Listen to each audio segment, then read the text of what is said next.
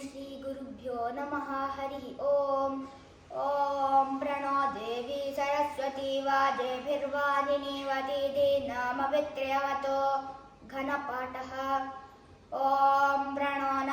प्रणो देवी देवी न प्रणो देवी नो देवी देवी नो देवी सरस्वती सरस्वती देवी नो देवी सरस्वती देवी सरस्वती सरस्वती देवी देवी सरस्वती वाजेभिर्वाजेभिः सरस्वती देवी देवी सरस्वती वाजेभिः सरस्वती वाजेभिर्वाजेभिः सरस्वती सरस्वती वाजेभिर्वाजिनीवती वाजिनीवती वाजेभिः सरस्वती सरस्वती वाजेभिर्वाजिनीवती वाजेभिर्वाजिनीवती वाजिनीवती वाजेभिर्वाजेभिर्वाजिनीवती वाजिनीवती ती वाजिनीवती दीनामवित्रवित्रे दीनामवित्रवत्ववत्ववित्रे दीनामवित्रवतो अवित्रवत्ववत्ववित्रवित्रवतो अवत्वित्यवतो